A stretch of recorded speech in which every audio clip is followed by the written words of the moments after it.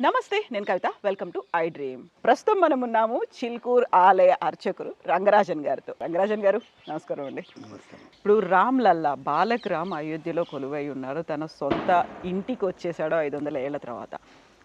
అక్కడ వచ్చినటువంటి ఒక అనుమానం, ఒక డౌట్ అనుకోండి, ఒక వాదన, ఒక విగ్రహానికి ప్రాణ ప్రతిష్ఠ ఎట్లా చేస్తారు? అసలు దేవుడే మనల్ని అందరినీ సృష్టిస్తాడనుకుంటే, దేవుడే మనల్ని అందరినీ కాపాడతాడనుకుంటే, ఒక విగ్రహ రూపంలో ఉన్నటువంటి మనం పూజించబోయేటువంటి ఆ దేవుడికి ప్రాణ ప్రతిష్ఠ జరగడం ఏంటి? అసలు అక్కడ ఉన్నటువంటి పండితులు ఏం చేస్తారు? ప్రాణం వచ్చిందని ఎంత చెప్తారు? ప్రాణ ప్రతిష్ఠ అనేది ఎలా జరుగుతుంది అనే వాదన వచ్చింది. అమ్మా, అది ప్రాణ ప్రతిష్ఠ కాదమ్మా, హ్మ్. అది విగ్రహ ప్రతిష్ఠ. ఓకేనా? విగ్రహ ప్రతిష్టలో ఆ స్వామివారి మూల విరాట్ అంటాం మేము. ఒకసారి రామ్లల్లా విరాజమాన్ ఎప్పుడు అంటారు?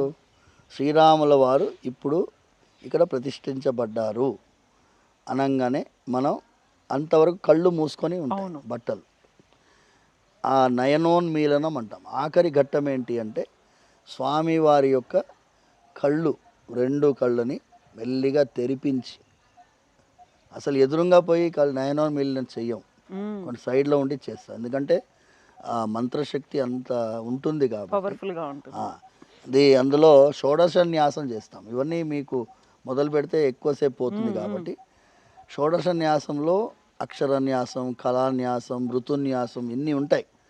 ఏ ఋతువులో ఎలా ఉండాలి స్వామివారికి ఆరాధన అన్ని న్యాసం. న్యాసం మీన్స్ ఇన్వోకేషన్. ఓకేనమ్మా? ఆ న్యాసం చేసినప్పుడు మంత్రశక్తి వల్ల స్వామివారి రూపంలో ఆయన అనుగ్రహ శక్తి వస్తుంది. మనం ఏంటమ్మా, ఆఫ్టర్ ఆల్ స్వామివారి దిగండయ్య అని చెప్పేటటువంటి శక్తి మనకు ఉంటుందా? స్వామివారిని ప్రార్థిస్తాం. అస్మిన్ బింబే సాన్నిధ్యం కురు, స్వామి ఈ బింబం లోపల దిగి మమ్మల్ని అనుగ్రహించండి స్వామి అని ప్రార్థిస్తాం. దిగుతాడు. మ్మ్. ఆయన వాగ్దానమే అది. కలియుగంలో అర్చామూర్తిగా ఉంటానని వాగ్దానం చేశాడు. అది ఇప్పుడు మీరు చిన్న విషయం అమ్మా, ఈ సెల్ ఫోన్ ఉంది. మ్మ్. సెల్ ఫోన్ ఉందా? ఇప్పుడు దీనిలో సిమ్ కార్డు వేస్తారు కదా. అవును. సిమ్ కార్డు వేస్తారు. నేను ఇప్పుడు సెల్ ఫోన్ పగిలి కొట్టేసిన అనుకోండి, ఈ సిమ్ కార్డు ఉంటుంది కదా. మ్మ్.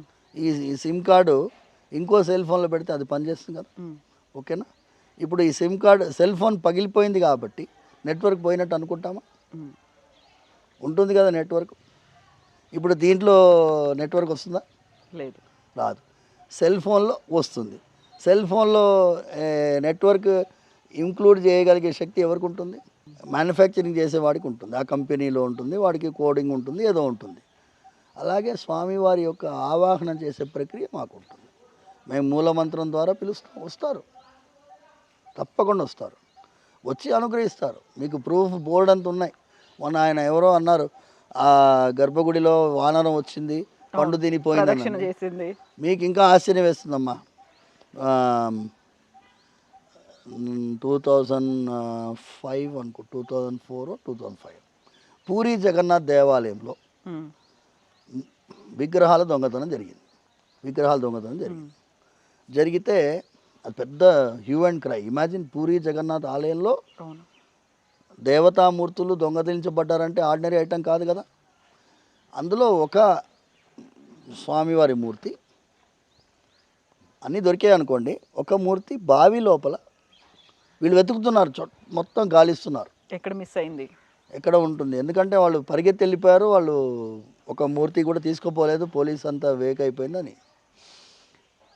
బావి లోపల ఉంది అది, ఆ స్వామివారి రూపం. ఒక కోతి, పోలీస్ ఆయన ఎవరు అందరికంటే చీఫ్ ఆయననే, ఇన్వెస్టిగేషన్ ఆఫీసర్. మ్మ్. ఆయన అటు బావి వైపు నిలబడి ఉన్నాడు, గోడ వైపు. ఆ కోతి ఆ ప్యాంటు పట్టి లాగుతున్నది. ఏమయ్యా లాగుతుందని చెప్పి ఇంకా ముందుకు జరిగాడు, ఇంకా లాగుతుంది, ఇంకా ముందు, ఇంకా లాగుతుంది, ఇంకా ముందు జరిగాడు. ఇటు చూపిస్తుంది, చూపించి వెళ్ళిపోయింది కోతి. మ్మ్. వెళ్ళిపోయింది కోతి. ఆయన ఏమన్నాడు, ఏదో చూపిస్తుంది ఈ కోతి, ఏమో తెలియదు, దిగండయా అన్నాడు. అందులో ఆయనకి దొరికింది అష్టధాతు విగ్రహం దొరికింది, మ్మ్. One of the main. ఇప్పుడు ఆ కోతి ఎందుకు ఈయననే పిలవాలి? కోతికి తెలియదు, commander of this investigating team operation. ఆ ఒక విగ్రహ రూపంలో ఇంత శక్తి ఉంటుందా అనే క్వశ్చన్కి ఆన్సర్ అది. You can communicate. భగవంతుడితోటి మీరు కమ్యూనికేట్ చేయాలంటే మన ధర్మంలో విగ్రహ రూపం అవశ్యం. వేరే మతం వాళ్ళు ఏమని అనుకోనియండి, ఒక అది రాతి బొమ్మ, దాంట్లో ఏం పవర్స్ ఉంటాయి వాళ్ళు అనుకోనియండి, వాళ్ళది వాళ్ళు నమ్మమని మనం అనట్లేదు కదా. ప్రపంచాన్ని అంతా మొత్తం మన ధర్మాన్ని నమ్మమని మనం చెప్పట్లేదు కదా. మా నమ్మకంలో అది రాములల్లా విరాజమాన్, శ్రీరాముల వారు ఉన్నారు, బాలరాముడుగా ఉన్నారు. ఆయనకి నైవేద్యం చేస్తాం, ఆయనకి మంగళారతి ఇస్తాం, ఆయనకి అభిషేకం చేస్తాం, ఆయనకి స్వామివారికి సర్వోపచారాలు రాజవత్ ఉపచారం చేస్తాం, భక్తితో చేస్తాం. ఆయనని ప్రాణప్రతిష్ఠ కాదు, అది వాళ్ళు వర్డింగ్ వాడారు. విగ్రహంలో కూడా మీరు ఒక దైవాన్ని ఆవాహనం చేసేటటువంటి ప్రక్రియని వాళ్ళు ప్రతిష్ఠ అంటారు. మీకు అర్థం కావాలని ప్రాణప్రతిష్ఠ పెట్టారు పేరు. దే వాంటెడ్ టు టెల్, మేము అలా అన్నాం, ప్రతిష్ఠ అంటాం, స్వామివారి ప్రతిష్ఠ అదే అంటాం, స్వామివారి ప్రతిష్ఠ అంటాం. ప్రాణ ప్రతిష్ఠ అనేటప్పటికీ మీరు ఈ ప్రాణం పోసే శక్తి, రాయిలో ప్రాణం పోసే శక్తి పంతులకు ఉందా అని అనుకోవచ్చు, లేదు. మేము విగ్రహ ప్రతిష్టాపన అంటాం, అంతే అంటాం. స్వామివారి ప్రతిష్టాపన అంటాం. చిలుకూరు బాలాజీ మూలమూర్తిలో సంప్రోక్షణ అంటాం. సంప్రోక్షణ అనే పదం ఇంకా కరెక్ట్. సమ్యక్ ప్రోక్షణం, మంచి మంత్ర ప్రోక్షణం చేస్తాం. ఆవాహన షోడశ న్యాసం హోమాలన్నీ జరుపుతాయి. 1000 కుండాల కంటే ఎక్కువ పెట్టి కుండాల్లో మూలమంత్ర జపం చేసి హోమం చేశారమ్మా. It's not an ordinary item. మీరు జస్ట్ ఆ స్క్రీన్ ఓపెన్ చేసి తెరిచారు అనుకుంటున్నారా? చుట్టూ జరిగినాయి కార్యక్రమాలు. ఆయన పేరేంటమ్మా, ఉత్తరాది మఠం స్వామీజీ ఉన్నారు, పేజావర్ మఠ స్వామీజీ, పేజావర్ మఠ స్వామీజీ ఉన్నారు, ఆయన విశ్వప్రసన్న తీర్థ స్వామి, ఆయన ఉండినారు. మొత్తం చాలా అద్భుతంగా జరిగిందమ్మా, దీంట్లో సందేహమే లేదు. ఇంకో ముఖ్యమైన నిన్న చెప్పాను కదా, 26 జనవరి 2024 నిజమైన రాముల వారి రాజ్యం స్టార్ట్ అయిపోయింది. దిస్ ఈజ్ రామాయణ రిపబ్లిక్, ఇది రామాయణ రిపబ్లిక్ అని చెప్పి. అయితే స్వామి, ఇప్పుడు మీరు చెప్పినట్టుగా కళ్ళకి తెర ఉంటుంది, దాన్ని మెల్లిమెల్లిగా తొలగిస్తారు, అది కూడా ఎదురుగా లేకుండా పక్క నుంచి తొలగిస్తారు. బట్ అక్కడ కింద PM నరేంద్ర మోదీ కూర్చున్నారు, పూజలు చేస్తున్నారు, ఆ తర్వాత ఒకేసారి కెమెరా పైకి తీసుకెళ్ళిపోయారు. అక్కడ మనకి తొలగించినటువంటి తెర కానీ అవన్నీ ఏం కనిపించలేదు కదా, అవన్నీ ముందు జరిగాయి, ఏం జరిగింది అక్కడ? అండ్ దీంతో పాటుగా అసలు విగ్రహానికి సంబంధించినటువంటి ఫోటోలు ముందుగానే ఎలా బయటకు వచ్చాయి, అక్కడ అపచారం జరిగింది అనే మాట కూడా వినిపించింది. కొంతమంది పీఠాధిపతులు ఆ మాట మాట్లాడారు. ఇది నేను ఏమంటున్నానంటే, ఈ డిస్కషన్లో మనం ఇప్పుడు పోవద్దు, ఓకేనా? కొన్ని ప్రతిష్టలో, ఇప్పుడు ఇస్కాన్ దేవాలయం ప్రతిష్ట ఉందనుకోండి, వాళ్ళు ఈ విగ్రహానికి ఫొటోస్ గురించి వాళ్ళు ఏం అబ్జెక్షన్ చేయరు. మీరు చూడండి, ఇట్స్ ఓపెన్. మూల విరాట్ను కూడా తీసుకోవచ్చు. ఇప్పుడు మా దగ్గర అన్నారు అనుకో, మూల విరాట్ తీయకూడదు అని అంటాం. ఎందుకంటే మేము మూల విరాట్ని శాంతాకారం విశ్వరూపంగా ధ్యానిస్తాం, విరాట్ మూర్తిగా ధ్యానిస్తాం. విరాట్ మూర్తి కోటి సూర్య సమప్రభాయ నమః అంటాము. అందుకోసం మేము విరాట్ మూర్తిని మీరు చూడలేరు, మీరు తట్టుకోలేరు, మీ వల్ల కాదు అని మేము అంటాం. కొన్ని దేవాలయాల్లో లైవ్ టెలికాస్ట్ పెడతారు. ఇప్పుడు ఉడిపిలో కూడా కెమెరా పెడతారు. మనం ఎందుకంటే అపచారం ఎందుకు, ఏదన్నా మీకు సంబంధం లేని విషయాన్ని గురించి నెగటివ్గా మాట్లాడే వాళ్ళు 1000 మాటలు మాట్లాడతారమ్మా. రాముల వారికి సంబంధించినటువంటి ఏ విషయం కూడా అపచారం కిందికి రాదు. ఆయన మన కోసం దిగి వచ్చాడు. ఆ రోజు 22 జనవరి ఆయన ఎత్తుక్కున్నాడు, ఆయన దిగాడు, ఆయన పద్ధతి ప్రకారం ఆయన జరుపుకుంటాడు, అన్నీ చేసుకుంటాడు. మనమందరం పాత్రధారులము, ఆయన నడిపించేవాళ్ళు, సాక్షులుగా ఉన్నాం మనం అక్కడ. స్వామి, ఇప్పుడు మనకు సాక్షులు, పాత్రధారులు ఇవన్నీ అనుకున్నప్పుడు జ్ఞానవాపి మసీదుకి సంబంధించి ఏఎస్ఐ రిపోర్టు వచ్చింది.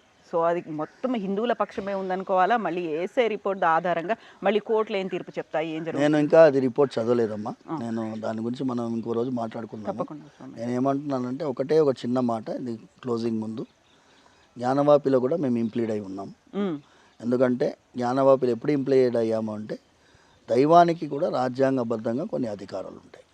అక్కడ మీకు శివలింగం దొరికిన వెంటనే మీరు ఏం చేయాలి, అక్కడ ఒక పక్షం ఏమంటుందంటే మేము అక్కడే కాళ్ళు కడుగుతాం అంటుంది. మరి శివుడి పైన కాళ్ళు కడగడానికి అలౌ చేయొచ్చా, అలౌ చేయకూడదా అనేది రాజ్యాంగబద్ధంగా మీరు నిర్ణయించుకోవాలి.